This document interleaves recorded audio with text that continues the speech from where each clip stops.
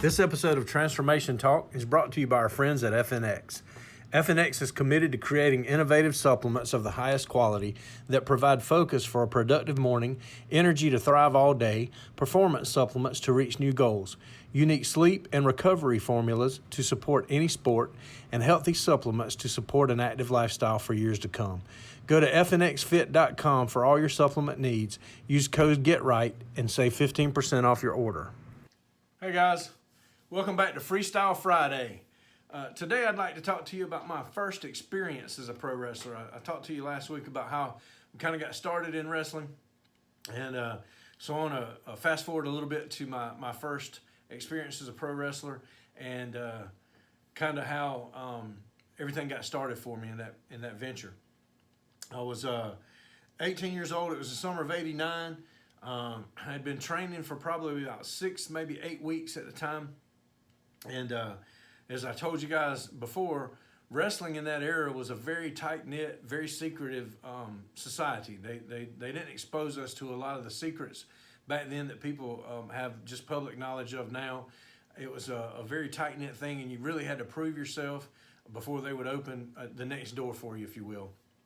So being very new into training and everything, a lot of that stuff hadn't been exposed to me. I was really just learning how to take certain moves properly without getting injured, or injuring the person that was doing the move.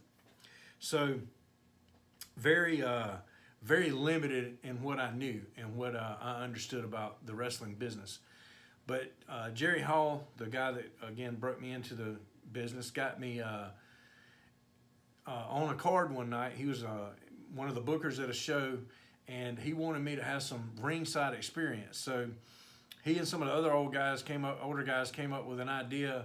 And when I say old, I don't necessarily mean old in age. I mean older as experience in the wrestling business. They came up with an idea of me being the manager for the Rockin' Rebels. If you remember on the first episode of Freestyle Friday, I told you Chris Weeks from the Rockin' Rebels is the guy that introduced me to Jerry Hall to get me actually started in wrestling. So they wanted me to just be down at ringside to kind of get firsthand experience and get my feet wet being in front of the crowd, not really having an active role per se, but being engaged in the show and being a part of the show. So I was really excited about it. I thought, man, I can't wait to get in front of that crowd, and but I was also very, very nervous. I was really scared I was gonna mess up, even just walking to the ring. What if I fall? What if I get down to ringside and I get in somebody's way and I mess something up? What if I, trip over the barrier going down into ringside? Do I climb in the ring or do I not? What do I do? And I was just scared as I could be. I was physically shaking. But I was pumped up about it. So I had gone out and gotten some attire to wear. I got some blue jeans and I cut them up to match that 80s style rock and roll persona, if you will.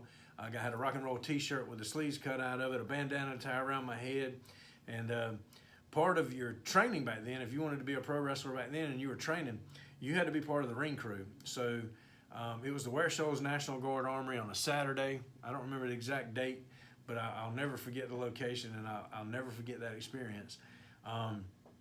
We were there setting up the ring, and we got done setting up the ring, I guess around, the bell time was 8 o'clock, probably around 5:30, somewhere in there. We got finished setting the ring up, and Jerry let Ricky and I get in the ring and bump around a little bit, and what that means is take some falls and do some practicing for 30 minutes or so before everybody else started coming in.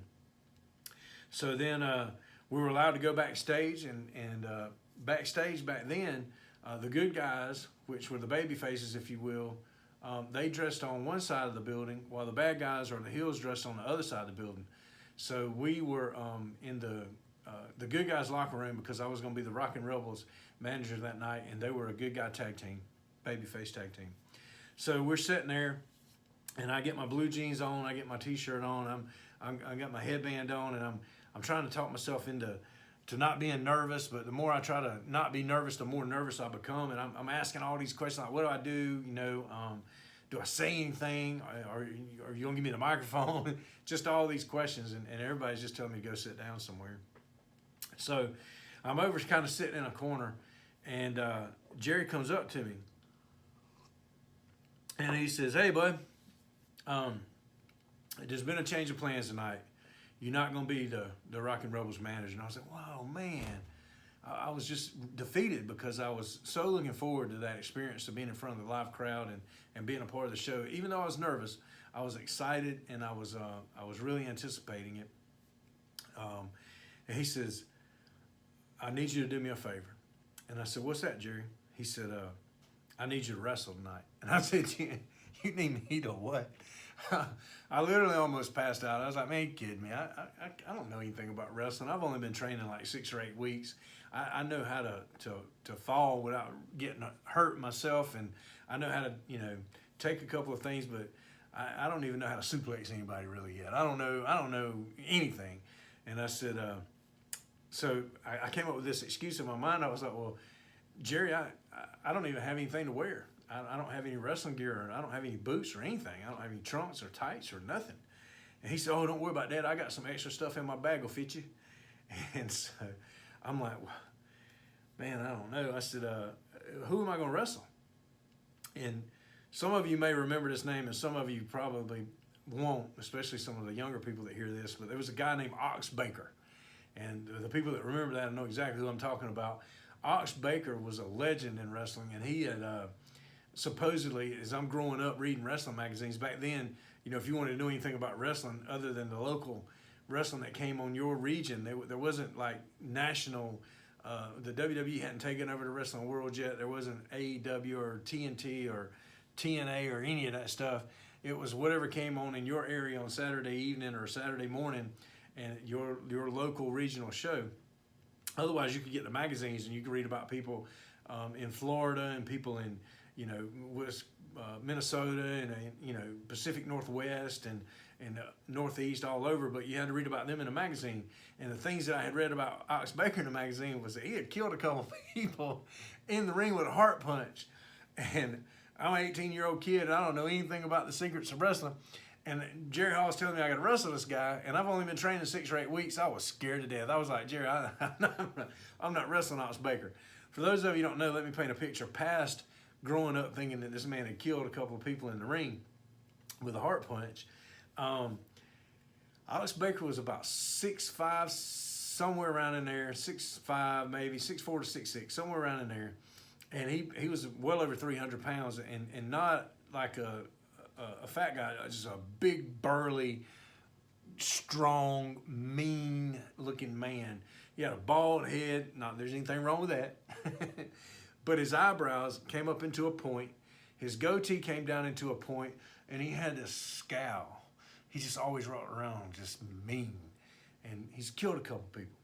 So as Jerry's telling me this who I'm going to wrestle, he's walking through the door. I'm like, "No, sir. No, sir, I'm not wrestling him. I don't know enough about this yet. And, I'm 18 and he's a grown man. He's done killed a couple people and I'm not going to be the next one. It's not happening." So Jerry bust out laughing. He goes on to tell me he wouldn't do that to me. And so he tells me I'm going to wrestle a guy named Desperado. Desperado's real name was Paul Helms. Rest in peace. Paul Helms became, after this night, a very dear friend to me and a person in my life that I always respected and always just really thought the world of Paul Helms. He was one of the good guys. We had our conflicts, every good relationship does, but overall, Paul Helms was somebody that I truly admire and had a very solid respect for. But Paul was a cowboy, Desperado, and he was 6'5", 225, 230 pounds. And he wore these cowboy boots to the ring with these spurs on the back. And if you thought I was nervous about being the Rockin' Rebels manager, I was literally just a ball of nerves when I found out that I was going to be wrestling Desperado. And again, for those of you that don't understand, the good guys are over on one side of the building and the bad guys are over on the other side of the building. There was no communication between us. As much as people think everything's choreographed, it was just not physically possible. He didn't know he was going to be wrestling me, and I didn't know I was going to be wrestling him until about 30 minutes before the bell rung. So we're on opposite sides of the building, and the wrestling, the announcer came up to me, and he's like, "Hey, kid, I understand you're wrestling Desperado tonight." And I'm like, "Yes, sir." And he says, "Are you all right?" I said, "I'm nervous. I've only been training 6 or 8 weeks, and I don't even know what I'm doing." And I got on Jerry's gear, which was these red trunks that were about a size and a half too big for me, and this pair of boots that were I think they were mismatched, but anyway. I was so nervous, and he said, "Well, just calm down a little bit." He said, "Tell me a little bit about yourself. What's your name?" I said, "Furman Campbell." He said, "What?" I said, "My name's Furman Campbell." And he said, "Well, what do you want to be called tonight?" And I said, I don't know. I wasn't even supposed to be wrestling tonight. So I'm looking around. I'm asking, what can I be called? And Jerry said, "Well, what's that nickname you told me?" And some of the guys that I played ball with and different things growing up called me Stump. So I said, some of my friends call me Stump.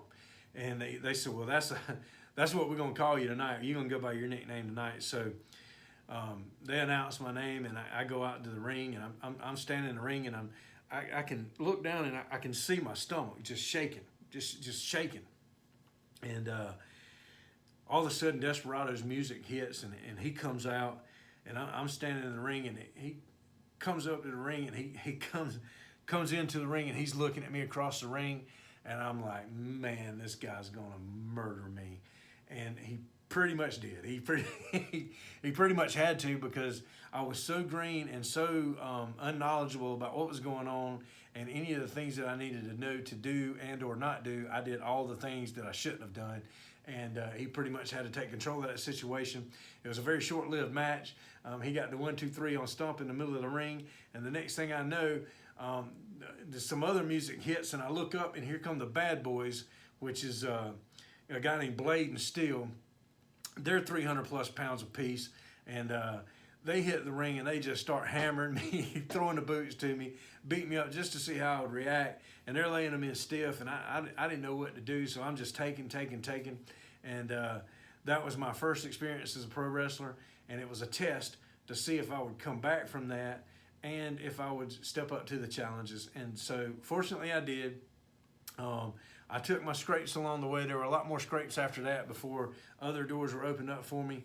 But that's how I got into pro wrestling, and that was my first match.